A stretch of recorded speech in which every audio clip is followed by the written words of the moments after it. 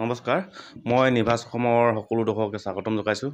আজি মই উপস্থিত আছোঁ নপথাৰ এজন বিশিষ্ট ব্যক্তি লগ পাইছোঁ, লগতে সোণোৱাল কছাৰী সংস্কৃতিৰ সাধক। তেখেতৰ পৰা জানিব বিচাৰিম তেখেতৰ পৰিচয়নো কি। নমস্কাৰ, মোৰ নাম প্ৰমোদ চন্দ্ৰ সোণোৱাল। এতিয়া বৰপথাৰ বুলি ক'ব লাগিব, কিন্তু আমাৰ এই চুবুৰীটো হৈছে নপথাৰ বুলি কয়। তেনেকৈ ডাকঘৰ বৰালি আৰু সেই কাকপথাৰ, ভায়া কাকপথাৰ। আৰু সোণোৱাল কছাৰী সংস্কৃতি বুলি ক'লে বৰ জটিল। ইয়াত গোটেই কথাবোৰ বুজাই দিয়াত, যিহেতু অতীতৰ গোটেই কথাখিনি ব্যাখ্যা কৰিবলৈ হ'লে তেনেকুৱা ধৰণৰ কথাবোৰ সহজতে ওলাব নোৱাৰি। কাৰণ আমাৰ ধৰ্ম বুলি ক'বলৈ গ'লে মূল ধৰ্মটো হৈছে বৌদ্ধ ধৰ্ম, কিন্তু তাৰ পৰা যেতিয়া কালক্ৰমে আহি গৈ বিভিন্ন ধৰণৰ সংস্কৃতি লগ খোৱাত তেতিয়া হয়তো এদিন হেৰাই যোৱাৰ উপক্ৰম হ'ব বুলি ভাবিয়েই 1945 চনৰ কথা এটা ক'ব বিচাৰিছোঁ। 1944-1945 কলাগুৰু বিষ্ণুপ্ৰসাদ ৰাভাদেৱে বাইথ পূজাত আহি আমাৰ ঘৰত আছিল। তেতিয়া আপোনাৰ খুব মানে ঘনিষ্ঠ ঘনিষ্ঠই আছিলে আৰু তেতিয়া সৰু তেতিয়া সেইখিনি সময়ত তেনেকৈ অৱশ্যে আমি জ্যেষ্ঠ নহওঁ, সৰু হ'লেও তেতিয়া প্ৰাথমিক বিদ্যালয়ত পঢ়িছোঁ আৰু পঢ়িলেও যে আমি পিছতহে কলাগুৰু বিষ্ণুপ্ৰসাদ ৰাভা আমি ৰাভা কছাৰী বুলিয়ে জানিছিলোঁ। ৰাভা কছাৰী এজন বিখ্যাত মানুহ বুলি সেই ধৰণৰ তেনেকুৱা আৰু গাঁৱৰ বুঢ়া মেথাবোৰ গোট খাই আলোচনা কৰে, ঢেৰ কথা পাতে। মই আৰু কেনেকৈ ডাঙৰ মানুহজনে কি কৰিব, কি এনেকুৱা খুব হেঁপাহ এটা আছিলে। তেতিয়া খুব মদ খাইছিল মানুহখিনি, পূজাত মদ খাই কেনে একদম তৰ্ক বিতৰ্ক লাগে। এই বছৰৰ পৰা নাহোঁ আৰু কোনো বিদায় ল'ব। এবছৰ 45 চনত 5খন গাঁৱত বিদায় ল'লে। সেই কথাটো মোৰ একদম মনত আছে। এতিয়া 5খন গাঁৱত বিদায় ল'লে, দেও নমাৰ দিনাখন তৰ্ক লাগি কেনে। তাৰপৰা পূজাৰ দিনাখন আগৰ বছৰ এতিয়া পূজাটো দেওবাৰৰ পৰা হয়, দেওবাৰৰ পৰা বুধবাৰলৈকে। তাৰপৰা এই 44 চনত এতিয়া আহিলে শনিবাৰৰ পৰা আহি আমাৰ ঘৰত আছেহি একেবাৰে।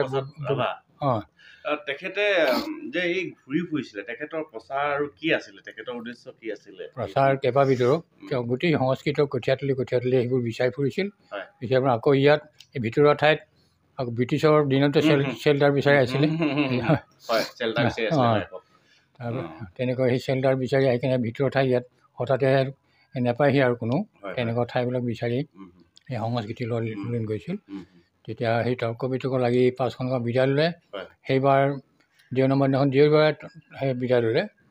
তাৰপৰা সোমবাৰ দিনাখন মঙলবাৰ দিনাখন যেতিয়া হাইদাংগীত গাই গোটেই মানুহখিনি আহিছে, আহি আলোচনা কৰিছে ইয়াত। গতিকে তেতিয়া কথাটো গম পালে। তেখেতে কৈছিল যে আপোনালোকে কেলৈ বিদায় ল'লে, এটা সময়ত আপোনালোকৰ এই বাইথ পূজাই আপোনালোকৰ ধ্বজা হ'ব। তেতিয়া ধ্বজা শব্দটোনো কি তাকো নাজানো তেতিয়া, কি ধ্বজা হ'ব। তেতিয়া তেনেকৈ হেৰি কৰি কিনে কিবা এটা নিশ্চয় হ'বগৈ সেই ধৰণৰ কৰিকে তেতিয়া সেইখিনি কথা ক'লে। তেতিয়া বৰধামৰ এজনে ক'লে আমি ওলালোঁ দেৱতাকক ওলোৱা কিছু ঘাটত নোসোমাই বুলি তেতিয়া সি তেতিয়া ক'লে যে তেনেকুৱা কথাবিলাক খৰাখৰাকৈ কয় আৰু তেতিয়া গাঁতত নোসোমোৱা ওলোৱা কিছু গাঁতত নোসোমোৱা কথা সত্য, কিন্তু সি চিৰদিন নাথাকে, চৰাই চিৰিকটিয়ে খাই পেলাই। সেই কথাটো মোৰ মানে খুব মনত পৰিলে। চৰাই চিৰিকটিয়ে খাই পেলাই মানে আমাৰ জাতিটোকো খাই পেলাই। ঠিক এতিয়া মানে অনুমান কৰোঁ বৰাহী বুলি এটা জাতি আছিলে, ৰজাও আছিলে সিহঁতৰ। সেই জাতিটো ক'ত লুকাই থাকিলে এতিয়া। ঠিক আমাৰখিনিও তেনেকুৱা এটা হ'ব বুলি মই খুব জোৰ দিলোঁ। মই আমাৰ জাতিটো জীয়াই থাকক, আচল মই সেইটো উদ্দেশ্যত মই বৰাহী জাতিটো আমি এতিয়া চাওঁ আগৰ নাই এতিয়া ক'ত সোমাই গ'ল, এতিয়া কাৰ তলত সোমালে। সেনেকুৱা ৰজা থকা এটা জাতি আমাৰো যে এদিন নহ'ব কোনো মানে নাই। সেইকাৰণে এইখন কিতাপ ৰেঙনি কিতাপখন লিখিছোঁ যে ইতিহাসৰ ৰেঙনি সোণোৱাল, এই কিতাপখন আপোনালোকৰ যিসকল মানুহ আছে যে পঢ়াৰ এই শ্ৰোতা আছে তেখেতসকলে পঢ়িব পাৰে। এইখনৰ নাম হ'ল খিং বাইথ পূজা ইতিহাসৰ ৰেঙনি সোণোৱাল। তেখেতৰ স্বৰচিত কিতাপ দেই। আৰু এখন আছে গুটি দিয়ে চিন্তাৰ ঢৌ, প্ৰমোদ সোণোৱালৰ নিৰ্বাচিত প্ৰবন্ধ সংকলন। এই কিতাপখনো পঢ়িব পাৰে। আৰু খিং বাদ্য সংস্কৃতিৰ পুৰাতনীয়া তথ্য সম্ভাৰ। আৰু এটা কথা আপোনাক মই সুধিম যে আপোনাৰ ইমানেই কৃতজ্ঞতা আৰু সম্বৰ্ধনা পত্ৰ আজি আপুনি পাই থৈছে, আজি আপোনাৰ কেনেকুৱা এটা অনুভৱ হয়? আজি আপুনি এনেকুৱা এটা পৰ্যায়ত পালেহি। কাৰণ এইবোৰ পৰ্যায় এতিয়া সেইকাৰণে মোৰ অলপীয়া জ্বৰ বেমাৰ হ'লেও মানে পৰি নাথাকোঁ আৰু যেন তেনে ৰাইজক চাবলৈ। আৰু বহুতে কয় আপুনি থাকিবলৈ আৰু কিছুমান দিন। এতিয়া পেচমেকাৰ লগালে, পেচমেকাৰ লগাওঁতে গোটেই যিমান মানুহ হৈছে মানে এই খবৰ পালে যে পেচমেকাৰ লগাব, সেইদিনা ইমান তাত এই মেডিকেলত সোমাব নোৱাৰিলে মানে সিমান তেতিয়াৰ পৰাই মোৰ মনটো হেৰি হৈ আছে।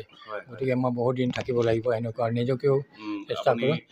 ইচ্ছাকৃতভাৱে থাকিব বিচাৰিলেও মানে যিমান দিন দিয়ে আপুনি থাকিব ধৰি ৰাখিবলৈ আপুনি চেষ্টা কৰিব। আৰু লগতে আপুনি এই যে বহুৱা যিটো নাচ, আপুনি কি ক'ব সেই বিষয়ে? বহুৱা নাচ যিটো উৎসৱ, সেই সন্দৰ্ভত কিবা এটা ক'ব? বহুৱা অৱশ্যে এইটো বহুৱা ঠাই ভেদে হয়, সেইকাৰণে আমাৰ ইয়াত বহুৱাটো নহয় যেতিয়া মই সেইখিনি বৰ বিতং সেইটো ক'ব নোৱাৰিম।